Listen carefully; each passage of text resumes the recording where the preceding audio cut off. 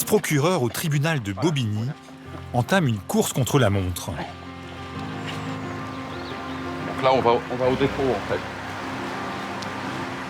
Le dépôt, l'endroit où sont transférés les suspects juste après leur arrestation et leur garde à vue au commissariat. Situées dans le sous-sol du tribunal, les 33 cellules du dépôt sont pleines ce matin. Bonjour. Didier Allard doit annoncer à des prévenus Bonjour, mesdames, messieurs. qu'ils vont passer en comparution immédiate dans l'après-midi. Ah merde, il y a un interprète. Il est là, l'interprète à l'engagement ? Une procédure simplifiée qui permet de juger un suspect juste après les faits. Une procédure simple, en théorie. Vous avez écrit Ben oui, mais j'ai pas l'avocat, il me faut l'interprète. Ce tribunal traite 180 000 dossiers par an. C'est le plus gros de France après Paris. Ça vous embête pas qu'on vienne parce qu'il faut que je fasse tout de suite, on est très très en retard. Les avocats commis d'office sont surchargés. On m'attend à la 17e chambre correctionnelle. On n'a plus le temps là. Leur présence est pourtant obligatoire. Le procureur s'impatiente. J'allais chercher parce que sinon je vais faire. Moi je peux pas attendre tout ce temps. Il a une dizaine de dossiers à traiter ce matin. Ah bah voilà. Merci. Asseyez-vous, monsieur. Dont celui de ce jeune homme, soupçonné de vol dans des voitures. Avant l'audience, le procureur l'informe des faits qui lui sont reprochés. Vous avez volé donc une montre. Alors il y en a toute une série. 1, 2, 3, 4, 5, 6, 7, 8, 9. Enfin c'est ce que je vous reproche. 9 qui ont été déterminés. Une carte grise, certificat d'assurance, lunettes de soleil, du numéraire et également une pièce de 2 euros. Bon voilà, donc ça c'est tous les faits que l'on vous reproche, monsieur. Vous pouvez faire une déclaration, c'est pas obligatoire, vous pouvez garder le silence, sachant que moi, je ne vous juge pas, je ne fais que vous renvoyer devant le tribunal. Vous pourrez vous exprimer largement cet après-midi devant le tribunal. Qu'est-ce que vous souhaitez faire ? Vous souhaitez dire quelque chose ou garder le silence ? Je rien à dire. Très bien. Vous avez déjà été condamné ? Condamné, c'est-à-dire Vous avez déjà passé devant un tribunal ? Non, Non, jamais ? jamais. Si, vous avez déjà été condamné. Hein, une fois, dans le tribunal des enfants. Bon, allez, on évoquera tout ça cet après-midi, vous retournez en cellule et puis on se voit cet après-midi à l'audience.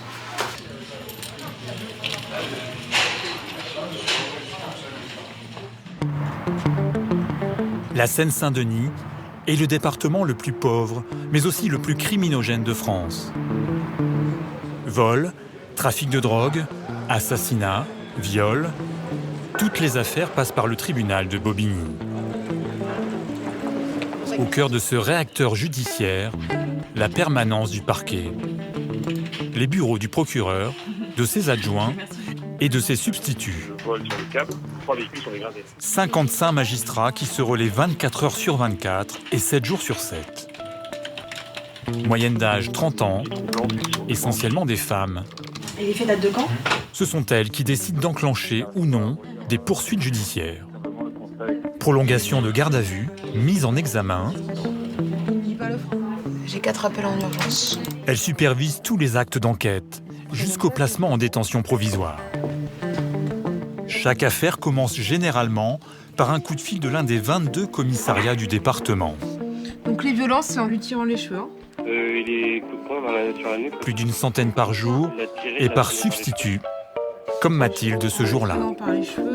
On peut parfois avoir jusqu'à 10 voire 15 appels en cours quand c'est très chargé. Donc avec des délais d'attente qui malheureusement peuvent s'accumuler jusqu'à, voire parfois jusqu'à 1h30 d'attente pour les policiers, voilà, mais qui sont habitués et qui prennent leur mal en patience. Merci à vous. En cas d'appel d'urgence, le code rouge s'affiche. La barre orange signale une garde à vue en cours. Là aussi, des appels à traiter en priorité. Allô, bonjour Madame Pouzet à l'appareil. Oui, bonjour Madame Pouzet. Un homme a été interpellé dans la nuit sur l'autoroute, ivre, au volant. Il frôle plusieurs véhicules, il percute dans le virage le mur et béton. Mes collègues arrivent à se mettre à côté de lui, il percute mes collègues une première fois, il manque de percuter un bus, et ensuite mes collègues arrivent à se mettre à ses côtés pour le faire stopper sur la bande d'arrêt d'urgence. Il repercute encore une fois mes collègues. Le fait Pour la qu'il mise en percute danger. les policiers, c'était volontaire selon les policiers ou c'était vraiment pour prendre la fuite? En fait, les collègues me disent qu'ils donnent un coup de volant en leur direction afin de le percuter. Ah oui, donc c'est quand même on peut retenir des volontaire. violences avec armes sur policier. Hein. Il a 1,48 grammes par litre de sang. Ah oui, d'accord. Soit 3 fois le Voilà, taux donc, autorisé. Voilà. L'homme est Oui, récidiviste. donc il a eu une ordonnance Mathilde pénale. décide de le déférer, c'est-à-dire de le faire amener dès la fin de sa garde à vue au tribunal pour décider quand et comment il sera jugé. C'est l'une de ses collègues, Alix, 27 ans, qui va s'en occuper. On y retourne. Après un master de droit et l'école de la magistrature, 7 ans d'études, elle a choisi Bobigny pour son premier poste. Salaire en début de carrière, 2600 € net par mois. Asseyez-vous, monsieur. Une fois que vous serez désentravé. Pour prendre sa décision, Alix écoute d'abord le prévenu, beaucoup plus calme que face aux policiers. Si vous avez des déclarations, je peux les consigner. Pardon, d'abord, tous les délits que j'ai faits, il m'a attrapé, donc je perds. Peut-être comme deuxième passé, il m'a attrapé encore problème. C'est pour ça que j'ai perdu. Donc je ne sais pas comment j'ai fait ça, donc je demande pardon à tous les policiers. Je vais demander à ce que le juge des libertés et de la détention... Alix décide de faire juger le chauffard pour conduite sous l'empire de l'alcool et violence avec arme, en l'occurrence sa voiture. Une qualification qui lui fait encourir 4 ans de prison. En attendant le jugement, elle requiert une remise en liberté avec une interdiction de conduire et elle ajoute une condition. Je vais demander à ce qu'il y ait une obligation de soins, monsieur. Que vous justifiez de rencontrer quelqu'un. Alors ça peut être un psychologue, ça peut être un addictologue, ça peut être un psychiatre. Mais en tout cas, il faut faire quelque chose pour que la consommation d'alcool ne soit plus un problème. Parce qu'aujourd'hui, on a le droit de boire, il n'y a pas de difficulté là-dessus. En revanche, c'est interdit par la loi de conduire en étant alcoolisé. Si moi, j'apprends que votre contrôle judiciaire se passe pas bien, que vous respectez pas les obligations, je pourrais demander la révocation de ce contrôle judiciaire. Et là, pour être très clair avec vous, ce que je demanderai au juge des libertés de la détention, c'est la prison. D'accord? C'est clair pour vous, monsieur? Bien. Je vais donner à l'escorte. Le procès de cet homme devrait se tenir dans 6 mois. Le procureur et ses substituts ne prononcent pas de condamnation, mais requièrent des peines. Dans certains cas, ils peuvent aussi faire en sorte d'éviter un procès en négociant directement la peine avec le suspect, si celui-ci reconnaît sa culpabilité. Lassana, 37 ans, a déjà 31 mentions sur son casier judiciaire, la plupart pour des faits liés à la drogue. Vous pouvez venir, s'il vous plaît? Alors qu'il était en semi-liberté, il a été contrôlé en possession de 4 grammes de cannabis. Comme il s'agit d'un délit mineur et que Lassana reconnaît les faits, Bonjour, monsieur, vous pouvez vous asseoir? Alix l'a convoqué à une audience un peu spéciale, Vous êtes en le semi-liberté, plaidé donc c'est, coupable, un qui permet de aménagement négocier sa peine. peine.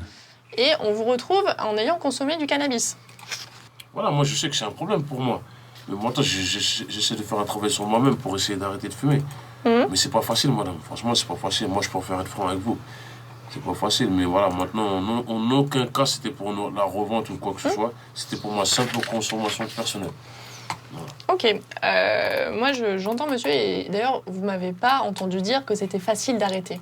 Je sais que c'est difficile d'arrêter le stupéfiant, surtout que vous en consommez depuis déjà quelques temps. Hein. Au moment des faits, vous aviez indiqué que ça faisait déjà 2 ans. Donc vous êtes un consommateur de longue durée et vous en avez consommé beaucoup. Donc là aujourd'hui, on est sur quelle fréquence? Avant, j'étais à 10, là, je suis à peut-être 3. Voilà, Et je donc fume pas la journée. d'accord. Donc j'entends bien Bien sûr. qu'il y a des efforts qui sont faits de votre part et je vois que vous produisez des justificatifs qui démontrent que vous essayez de prendre les choses en main. Et par rapport à mon casier, voilà, je sais que Eh oui. ça aide pas en ma faveur. Ben non. Voilà.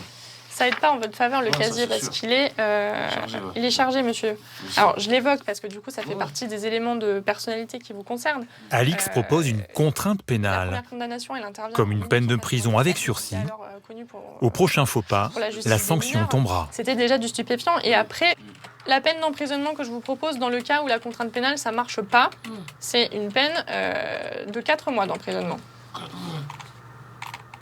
La nature de la peine me convient parfaitement. Je suis entièrement d'accord avec vous sur le fait que ça permettra un suivi individualisé, personnalisé et adapté. Par contre, sur le quantum de la peine, je m'interroge.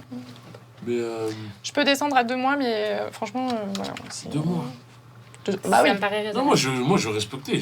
Moi je dis Ça 2 me mois, ça paraît- veut pas dire qu'à la fin je vais aller en prison. Eh ben voilà, eh ben justement, Mais, monsieur. euh, Si vous me dites que la contrainte pénale, ça marche, la prison, il n'y en aura pas. Vous voyez ce que je veux dire? Mais pourquoi il y a le mot entre parenthèses prison à côté? Parce qu'on Pour, c'est ce qu'on vous a expliqué. pour ça. me renforcer, pour me Pour motiver vous- en fait. Voilà, c'est ça. D'accord, ok. Ouais. C'est pour qu'il y ait une épée Damoclès au-dessus de votre D'accord. tête. Pour que ce soit dissuasif. Pour D'accord. que vous recommenciez pas. Nous en avons terminé, monsieur. Vous pouvez y aller. D'accord, merci à vous madame. Merci, monsieur. Et, Au revoir. Je vais pas dire à très adieu. Moi je vais plus. Voilà, on avec ne la se justice. Exactement, Plus monsieur. avec la justice. Merci à vous. Au revoir, monsieur. Au revoir, maître. Non, vous avez encore... La même suspense à 9. Oui, parce qu'à mon avis. À la tête de cette énorme machine, depuis 5 ans, la procureure Fabienne Klein-Donati. Elle habite à plus d'1 heure du tribunal. Pour elle, ce trajet est un sas, une bulle, avant d'affronter sa journée.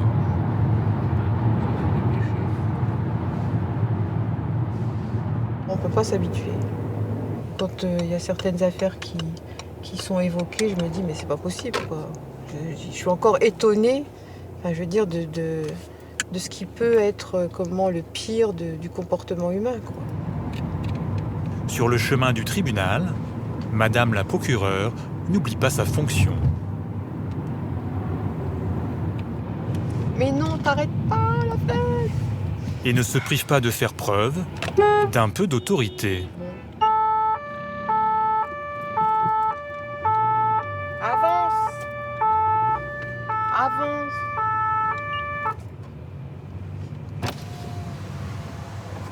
Vous avez pas vu que vous avez une flèche qui clignote pour aller tout droit, madame? Ah non, je l'ai pas Eh ben, quand on conduit, il faut regarder tout. Quand je suis sur mon ressort, ça m'arrive de rappeler les gens à certaines règles de bonne conduite. Je parle de la circulation. Oui, alors des fois, mon mari il me dit tu ferais quand même mieux de ne pas t'en mêler parce qu'un jour, tu vas t'en prendre une. Mais moi, je dis j'ai pas peur.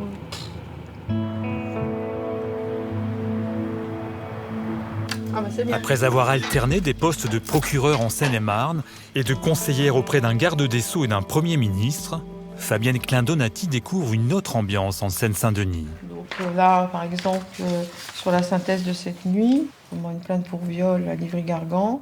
Dans le département, on dénombre 90 crimes et délits pour 1000 habitants, presque le double de la moyenne nationale, avec des affaires parfois ultra-violentes. Là, c'est assez différent puisque il a 3 plaies par arme blanche, dont une au niveau du cœur, qu'il est touché au niveau du cœur, pronostic vital engagé. C'est un vrai roman. Son rôle est d'orienter, de donner des consignes aux substituts sur les affaires les plus sensibles. Il m'a laissé un long compte-rendu. Il y a une fille qui est âgée de 3 ans qui, elle, n'a pas de pronostic vital engagé. En revanche, ce garçon qui est très jeune, qui a à peine 3 mois... la balancé par la fenêtre ? Ouais, un traumatisme crânien, un hématome sous-dural, pétéchie, contusion pulmonaire possible et le pronostic vital est réservé. Ils sont à Necker actuellement. Voilà. Bon, bref. Dans cette affaire, c'est la procureure qui devra décider in fine de la responsabilité pénale de la mère. Bon, Élodie, il y a quelque chose d'autre ? En clair, si son état psychiatrique permet de la juger ou non. Merci. À l'origine de ces affaires hors normes, parfois la folie, la misère sociale, mais aussi souvent une autre spécificité du département. Les affrontements entre bandes sur fond de trafic de drogue. Ce jeune homme est soupçonné d'être mêlé à un règlement de compte barbare. Des faits qui remontent à 5 ans. Une autre substitute, Charlotte, 37 ans, doit décider de la prolongation de sa garde à vue, qui dure déjà depuis 24 heures. Ancienne avocate d'affaires, c'est son premier poste de magistrate. Bonjour. Bonjour. Charlotte Bernard de vous êtes l'enquêteur ? Oui. Très bien. Monsieur, donc dans le cadre de votre garde à vue, je vais vous voir. Je suis la représentante de Madame la procureure. D'accord? Vous allez, monsieur, s'il vous plaît? L'homme aurait participé à un viol en Réunion, commis avec une bouteille, sur un garçon de 17 ans. Lui et sa bande le soupçonnaient d'avoir dénoncé aux policiers des dealers de leur quartier. Asseyez-vous là, monsieur. Merci. Depuis le début de sa garde à vue, Alors, il nie les faits devant les enquêteurs. bon, on va pas se mentir, c'est des faits très graves, hein. C'est des faits criminels. Qu'est-ce qui vous amène là, monsieur? Ces choses-là, j'ai pas commis ces choses-là. Je les ai pas commis. Telle chose pareille, telle barbarie, même. Parce qu'à l'audition, tout à l'heure, c'est des faits barbaries. La victime, vous la connaissiez? On va dire, je connais pas vraiment.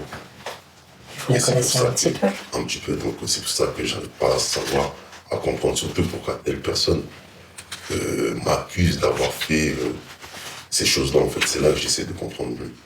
Vous n'êtes pas le seul mis en cause dans la procédure, hein. Il y en a beaucoup. Hein. Oui, ils ont dit que... C'est un viol en réunion. Hein. Madame, avec tout le respect que je vous dois, Oui. un petit de chez toi peut pas subir telle chose. C'est impossible. Mais c'est arrivé assez dernièrement, monsieur. Je pense où? Steve, qui a été retrouvé mort à Tours. Ça arrive très fréquemment, les règlements de compte dans les cités. Les exemples, vous le savez.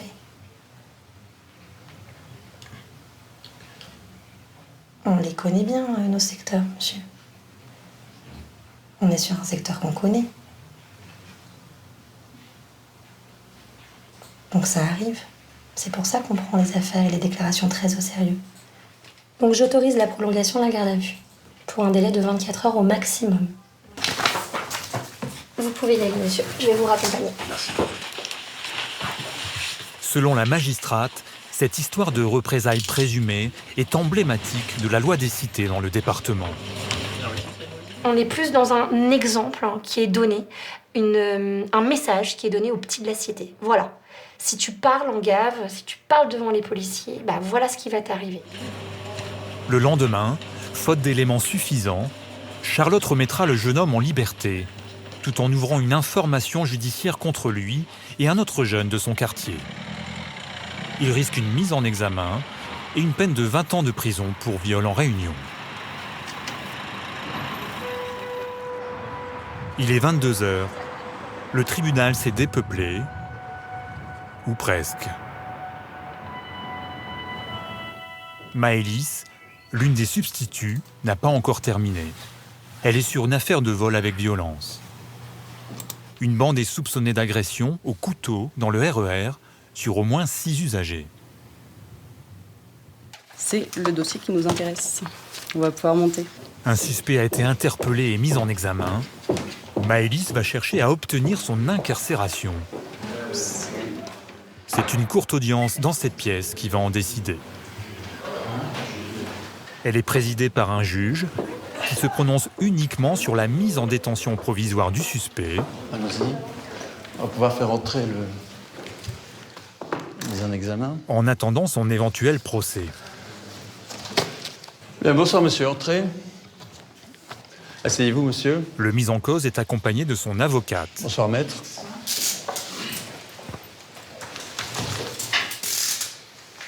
Je précise que sur votre casier judiciaire, il y a déjà 7 condamnations, dont moins 2 pour des faits de vol. Voilà. Qu'est-ce que vous souhaitez me dire, monsieur, concernant ce débat aujourd'hui? J'ai pas une situation stable, j'ai pas de formation, j'ai pas de travail. J'ai déjà été incarcéré récemment, je suis sorti il y a pas très longtemps. Je comptais reprendre ma vie en main. Moi, je veux pas finir toute ma vie en prison. Je veux pas que ma vie ça soit que la prison. Je comptais m'en sortir. Bien, donc madame la procureure, vous avez la parole pour vos réquisitions. Je demande le placement en détention provisoire puisqu'on a des coups très violents qui sont portés et en général, j'allais dire gratuitement, si tant est qu'il puisse avoir de bonnes raisons de frapper une victime. Mais on a des victimes qui sont très blessées à l'issue de ces vols et y compris après même que leur téléphone a été volé. Vous avez la parole, maître, en défense. Peut-être qu'on en ferait une meilleure personne s'il était placé sous contrôle judiciaire strict, que s'il était de nouveau placé en détention, parce que je vous rappelle qu'il sort de détention il y a à peine quelques mois. Merci, maître. Monsieur, est-ce que vous souhaitez ajouter quelque chose à ce qu'a indiqué votre avocat? Là, j'ai comme l'impression d'avoir utilisé ma dernière chance de m'en sortir. Et que je me retrouve devant vous. Comme elle l'a dit, j'ai été blessé. Bien, j'ai entendu beaucoup de mots de vous-même, mais sur la victime, j'ai pas entendu grand-chose, hein, monsieur. Dans le feu de l'action, j'ai pris un coup. J'ai commencé à m'ouvrir ici, j'ai saigné. Une fois que j'ai vu le sang, j'ai perdu le contrôle de moi-même, je l'ai tapé. Et une fois que je me suis rendu compte que je devrais pas faire ça, c'est là que je l'ai repoussé et que je me suis écarté un peu de lui. Et c'est à ce moment-là que la victime m'a sauté dessus, m'a, on va dire, presque cassé le genou. Bien, tous ces faits seront analysés pendant l'instruction, monsieur. Bien, pour l'instant, l'audience est suspendue. Ma décision va être rendue après la suspension d'audience. Une suspension rapide.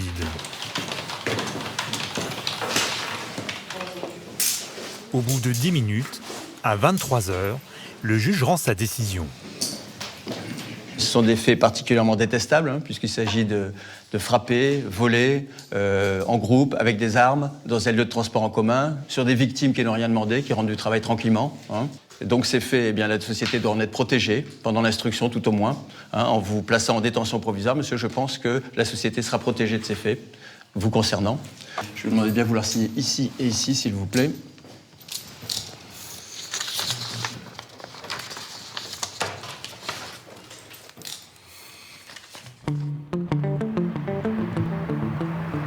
Les substituts ne se déplacent que très rarement sur le terrain, mais c'est parfois comme s'ils y étaient. Car leur rôle est aussi de diriger les enquêtes de police. Un appel en urgence d'un commissariat vient d'arriver sur le poste d'Émilie. Une femme a été agressée par son conjoint. 89. Vous avez les deux? Allô? Oui. Je vous appelle pour vous rendre compte en urgence. Il y a un homme qui a donné des coups de couteau à sa femme, des coups de fourchette, il l'a étranglé, il lui a porté des coups de poing, ils sont partout dans l'appartement. D'accord, mais les plaies, elles sont où? Vous savez pas pour l'instant? Les plaies sont au niveau du visage et dans le dos. D'accord, on n'est pas sur... Émilie, 41 ans, ex-capitaine de police, au parquet depuis 2 ans, s'assure à distance que la scène de crime est bien exploitée. Il y avait des traces de sang déjà au sol? Ah oui, il y en a sur tout le cheminement quasiment de la rue, enfin sur la porte. Ah oui, d'accord. Il y a un cheminement qui se fait jusqu'à l'appart. Ok, donc ça aussi sur album photographique, il faut que tout de suite on soit saisi, je dirais, de l'ambiance et du contexte. Ouais. L'année dernière, en Seine-Saint-Denis, 4 femmes ont été tuées par leur conjoint. 900 dossiers de violences conjugales ont été traités par le tribunal. Le ministère de la Justice a demandé à tous les parquets de France de faire des violences faites aux femmes une priorité. Dès le lendemain, Émilie rend compte à la procureure en personne des avancées de l'enquête. Je suis en retard, bonjour, parce que j'ai un problème avec mon ordinateur. Bah oui, comme tout. Bah oui. Bon, ça arrive. On a une victime qui s'en sort très très bien. Au regard du premier certificat descriptif qui a été fait par les urgences, elle a reçu 2 coups de couteau au niveau de l'abdomen, de l'épaule. Il y a des plaies profondes à cet endroit-là, mais également au niveau de la tête, au niveau de l'arcade sourcilière. Donc elle aurait reçu des coups de fourchette, des jets d'assiette, ainsi que des coups avec une poêle en fonte. Beaucoup de sang ont été retrouvés au sol. Elle a réussi à s'enfuir et à donner l'alerte. J'ai vu qu'il avait essayé de l'étrangler. Oui, il y a aussi étranglement et coup de poing. C'est les premières déclarations de la victime qui est sortie en état de terreur. Et il y a des antécédents? Oui, 10 mentions sur son casier judiciaire. Ah oui? Ouais. Pour des faits de vol aggravé. Ah ouais, pas des faits de violence. Elle avait déjà déposé plainte? Non, rien. Voilà. Il y a des enfants? Non. Donc il n'y avait pas d'enfants présents? Non, c'est une des premières questions que j'ai posées. D'accord. Et le lien conjugal est établi, ils vivaient ensemble. Voilà. D'accord. L'homme, a priori extrêmement violent, est amené pour être présenté à Émilie. En garde à vue depuis 24 heures. Il refuse de s'exprimer devant les policiers. Alors. Monsieur, ça va être bien clair. Moi, je suis pour qu'on vous désentrave. S'il se passe quoi que ce soit, ça sera... circonstancié dans un procès verbal et ça va très mal se passer. Je connais pas mon dossier, je connais rien. Asseyez-vous, monsieur. C'est ça que je vous dis. Voilà. Asseyez-vous. Moi, j'ai préféré vous voir plutôt que vous voir derrière un écran, voyez? Donc là, vous allez vous asseoir. Je connais même pas mon dossier. L'enquêteur va rester. Écoutez-moi, monsieur, l'enquêteur va rester là. OK? Vous êtes placé en garde à vue depuis hier, 11h55, dans les locaux du commissariat de Saint-Ouen. Pour des faits extrêmement graves, monsieur. Tentative d'homicide conjugal. C'est un crime? Vous comprenez pas? Monsieur, si. Monsieur, J'ai pas eu d'avocat, madame. je vais le noter, ça. J'ai pas eu d'avocat, j'ai pas eu de... OK? Ma garde à vue se passe mal? C'est ça que vous voulez que je note? Regarde, ça passe mal. D'accord. Je pense qu'en fait, il y a un gros problème dans cette affaire. C'est que vous vous expliquez pas, monsieur. On a essayé à plusieurs fois de vous entendre. Il se passe des choses, là, quand même, à votre rencontre. Donc là, moi, j'ai pas d'audition de vous. Hein. Est-ce que vous êtes prêt à vous expliquer sur les faits?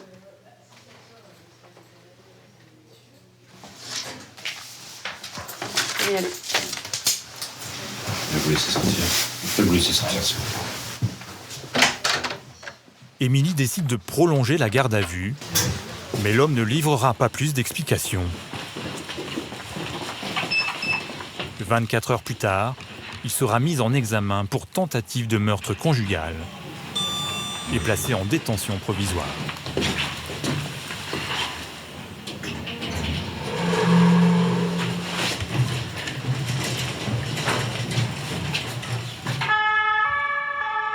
À Bobigny, la justice ne se veut pas que répressive, en particulier lorsqu'il s'agit de mineurs.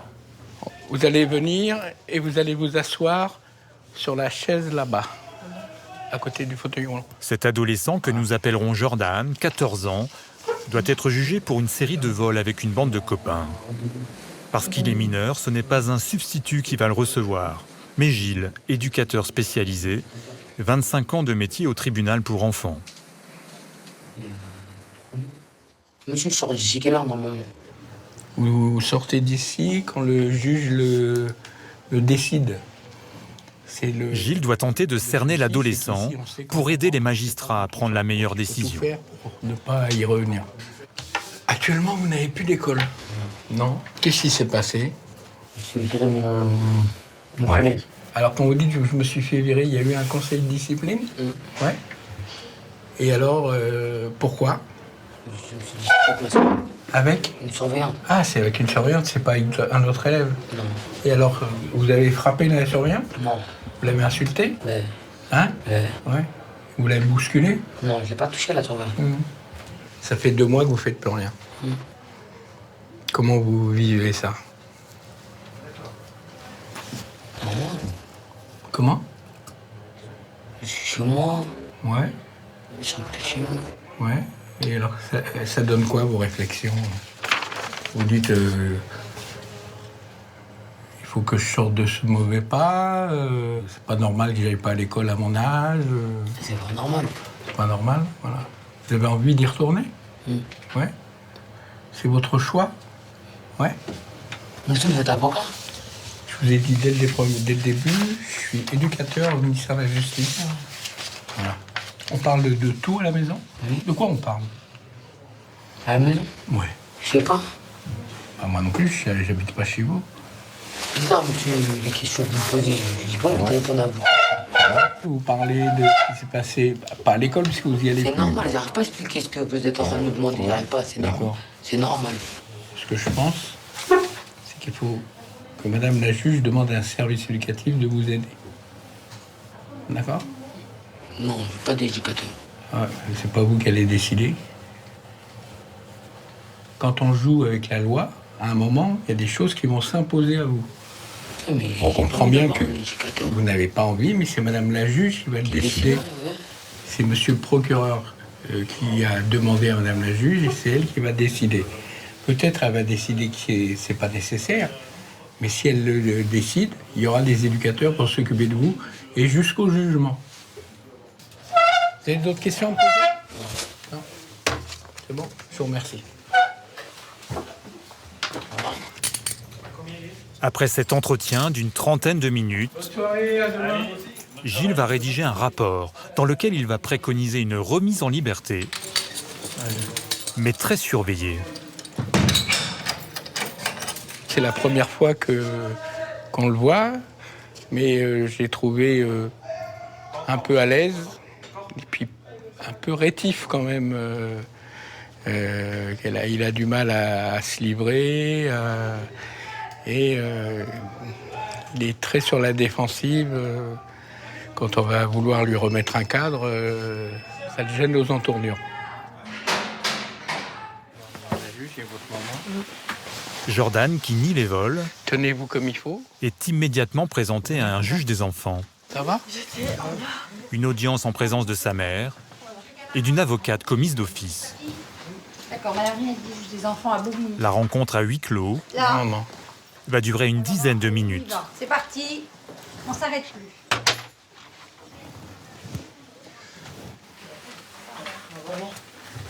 À sa sortie, Jordan est mis en examen pour vol en réunion, mais laissé libre. La juge a décidé de suivre les recommandations de Gilles et de privilégier une approche éducative. Ce jeune, il est en liberté, mais il est sous la surveillance de la justice. Et donc, il doit répondre aux convocations. Et l'idée fondamentale, c'est de pouvoir l'accompagner jusqu'au jour du jugement avec des éléments positifs à produire. Premièrement, il ne faut pas qu'il y ait de nouvelle garde à vue. Deuxièmement, je pense qu'il a intérêt à moins fréquenter les copains qui étaient dans cette affaire. 3, c'est qu'ils comprennent le sens aussi de l'interdit. Avec 3000 dossiers traités en 2019, le parquet des mineurs de Bobigny est le plus important de France. En Seine-Saint-Denis, 1 jeune sur 2 qui comparaît pour la première fois ne remettrait plus les pieds au tribunal pour enfants.